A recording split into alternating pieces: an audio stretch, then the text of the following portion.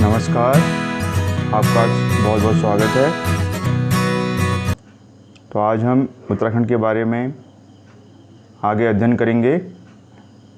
तो पहले के 3 भाग आपने देख लिए होंगे, तो उसमें आपको विस्तृत जानकारी मिल गई होगी। तो इसी क्रम में हम आगे बढ़ेंगे आज।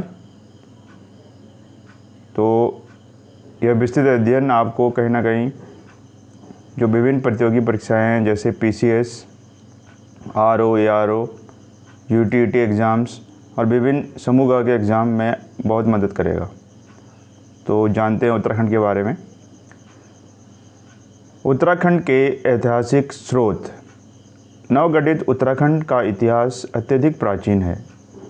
भजन सिंह के अनुसार एवं यहाँ से प्राप्त पुरातात्विक अवशेष इस बात का संकेत देते हैं कि इस क्षेत्र में पाषाण काल से ही सभ्यताओं का विकास आरंभ हो चुका था। इस क्षेत्र में इतिहास निर्माण की प्रचुर सामग्री उपलब्ध है।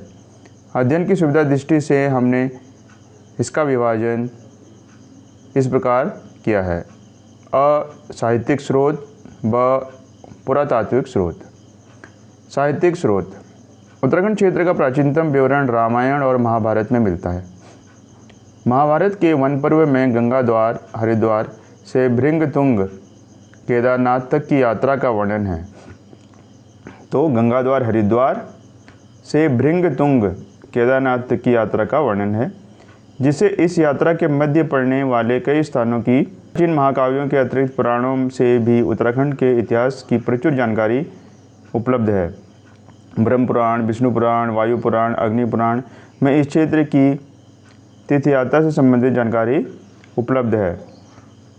ब्रह्म पुराण में भारतीयों की पहचान से हिमालय का वर्णन है, तो स्कंद पुराण में केदारनाथ के विस्तार का वर्णन है।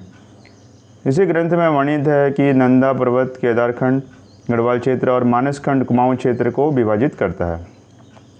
तो ये कई परीक्षाओं में पूछा जाता है कि गढ़वाल क्षेत्र को किस नाम से जाना जाता था, तो केदारखंड, और कुमाऊं क्षेत्र को मानस खंड। जातकों में भी हिमालय के गंगा तट का वर्णन मिलता है। प्राचीन ग्रंथों में इस क्षेत्र के स्थलों का वर्णन तीर्थयात्रा महत्व से ही मिलता है, लेकिन साथ ही इस क्षेत्र की भौगोलिक, सांस्कृतिक और ऐतिहासिक पृष्ठभूमि यत्र तत्र वर्णन समाहित मिलता है। कालिदास की कृतियों, रघुवंश, कुमार संभव, अभिज्ञान शाकुंतलम इत्यादि की रचना भी इसी क्षेत्र में की गई मानी जाती है। बाणभट्ट की पुस्तक हर्षचरित में भी इस क्षेत्र की यात्रा पर आने जाने वाले लोगों का उल्लेख मिलता है। हर्षवर्धन के शासनकाल में ही चीनी यात्री ह्वेनसांग उत्तराखंड राज्य की यात्रा पर आया था। उसने अपने यात्रा वृत्तांत में हरिद्वार का उल्लेख मो यू लो नाम से एवं हिमालय का पोलिहिमोयुला अथवा ब्रह्मपुर राज्य के नाम से किया है। तो यहाँ पर ये जानना अति आवश्यक है कि हरिद्वार का उल्लेख मोयुलो और हिमालय का उल्लेख ब्रह्मपुर राज्य के नाम से किया है। और ये किसने किया है? ह्वेनसांग ने। और ये किसके शासनकाल में आया था? हर्षवर्धन के शासनकाल में आया था, चीनी यात्री ह्वेनसांग। और उसने अपने यात्रा वृत्तांत में हरिद्वार का उल्लेख मोयुलो और हिमालय का ब्रह्मपुर राज्य के नाम से किया है। कल्याण की पुस्तक राजतरंगिणी में कश्मीर के शासक ललितादित्य मुक्तापीड़ द्वारा गढ़वाल विजय का उल्लेख मिलता है। इसके अतिरिक्त कई अन्य स्थानीय ग्रंथ हैं जो इस राज्य की ऐतिहासिक पृष्ठभूमि पर प्रकाश डालते हैं। उदाहरणार्थ जोशीमठ से प्राप्त हस्तलिखित ग्रंथ गुरु पादुक में अनेक शासक और वंशों का उल्लेख प्राप्त होता है। इसके अतिरिक्त भी इस क्षेत्र के प्राचीन इतिहास से संबंधित जानकारी का भंडार यहाँ की लोक गाथाओं में भरा मिलता है, जिनका विवरण इस प्रकार है। पहला, मालूशाही। इसमें मालूशाह की गाथा को गेय रूप में प्रस्तुत किया जाता है। मूलतः यह राजुली और एवं मालू की प्रेम गाथा है, किंतु इसमें मध्ययुगीन सामंती शासन व्यवस्था का ऐतिहासिक रूप देखा जा सकता है। रमोला गाथा। यह मूर्ता गढ़वाल के रमोलागढ़ के रमोला जाति के संबंधित गाथाएँ हैं। इसमें एक साथ 15 से 20 वीर रमोलों की वीर गाथाएँ वर्णित होती हैं, जिसके कारण इसमें शूद्रवद्धता की कमी आ जाती है।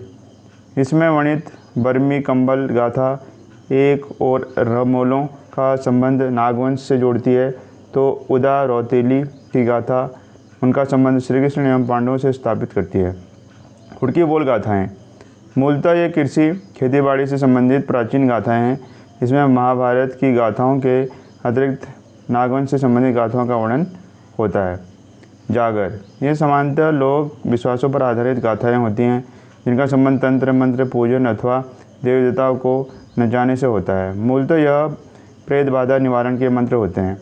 विषय वस्तु के आधार पर जागर 3 प्रकार की होती है, जैसे देवी देवताओं की जागर, प्रेत बाधा के जागर, स्थानीय शासकों के जागर। उपरोक्त में तृतीय कोटि के जागर विशेष ऐतिहासिक महत्व के हैं। इस क्षेत्र के ऐतिहासिक वंशों कत्यूरी, चंद और परमार इतिहास निर्माण की प्रयुक्त सामग्री जागर में भरी है। पावड़े अथवा भैरव। भड़ शब्द का शाब्दिक अर्थ है वीर अथवा योद्धा। अतः किसी वीर के संबंध में गाए जाने वाली लोक गाथाएँ भड़ों अथवा पावड़े कहलाती हैं। इनको गाने वाले भाट कहलाते हैं। तो ये पूछा जा सकता है कि वीर गाथा जो गाई जाती है तो उसमें इन लोक गाथाओं को क्या कहा जाता है, भड़ों अथवा पावड़े, और इनको गाने वाले भाट कहलाते हैं। विषय वस्तु की दृष्टि से इनमें वीर श्रृंगार रस का प्राधान्य होता है। युद्धों का सजीव वर्णन भी इनमें मिलता है।